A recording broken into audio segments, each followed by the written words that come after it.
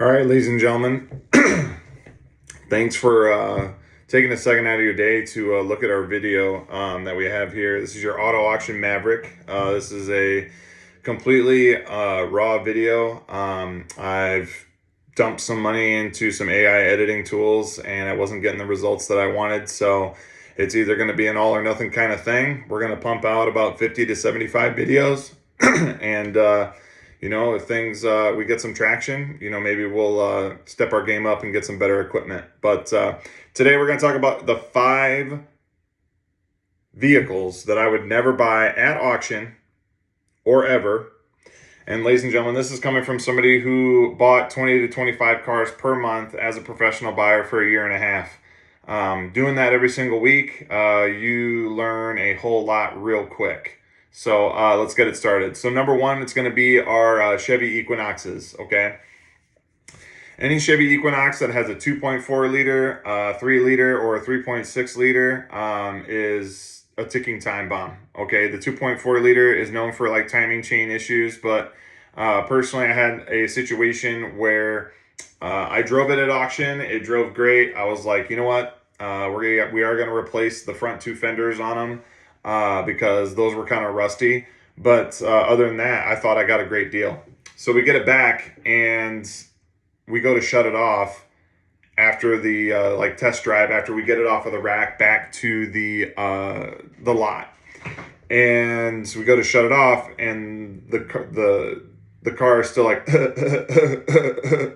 kind of almost making a sound like a diesel would. That's because the diaphragm on the fuel pump, high pressure fuel pump, is prone to cracking.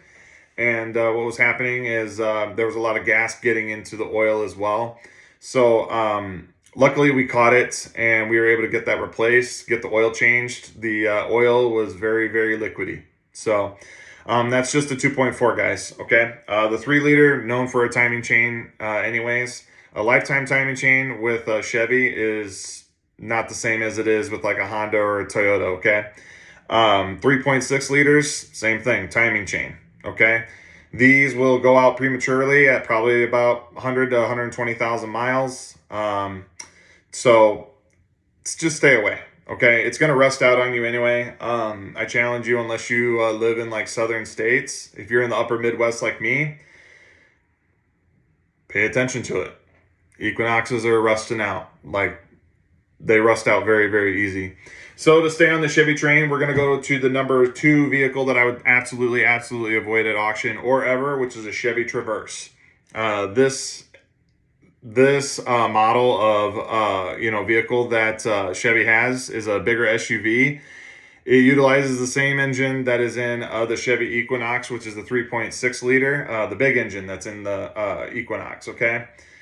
So not only are engine problems, going to be something you're going to have to deal with, not if, but when. The transmissions on these are terrible, okay? The torque converters go out around between 100 and 120,000 miles. It just seems to happen, very, very common. So Chevy Traverse is not worth it. You're signing yourself up to pay a lot more for the vehicle and repairs than you had ever could have imagined. Trust me. Number 3 is going to be any Hyundai Santa Fe from 2013 to 2018. The Sport came in a front-wheel drive or an all-wheel drive model, and those models specifically had either a 2-liter turbo engine or they had a 2.4-liter naturally aspirated engine, which is called a Theta 2. Okay. The Theta 2 is notorious for, having a bunch of recalls done and that sort of thing. But so I would stay away from those. You're just going to be running into engine problems. I know a Hyundai Santa Fe might seem like a good deal, okay? But if you're buying a car that's less than $10,000, it's not going to be a good deal. It might run good for a little bit, okay? But eventually, I don't care if you get it and you meticulously take care of it. It's about what has been done previously. So stay away from those. Now, also, within this segment, I'm going to be talking about the Santa Fe XL because that has a 3.3 liter V6 motor in it, direct injection. And these are very, very prone to having head gasket issues. What happens is the coolant builds up pressure and it blows through that head gasket one way or another. You're not going to see white smoke, but what is going to happen is eventually all that excess exhaust pressure is going to push all of your coolant eventually all the way out of your coolant system. You're going to be driving down the road and you're going to be going down the highway. You're going to be going 60 plus miles an hour, and you're not going to know at all that you're literally basically slowly purging your coolant supply. And eventually your engine is going to overheat and blow up. Your heads are going to be cracked. If you catch it before this, the problem is going to, when you go to take off the heads of this engine, I think the bolts are either aluminum or the block is aluminum.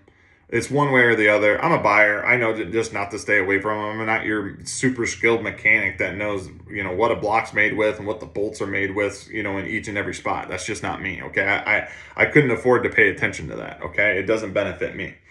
So stay away from them. I know they seem like a good deal. I would rather have a Honda Pilot that has 160,000 miles on it that has had the timing belt changed at least once, okay, than have a Hyundai ticking time bomb in any sort of Hyundai.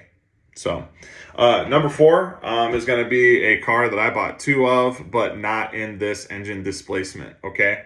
It's called a Ford EcoBoost, okay? This was Ford's attempt to really try and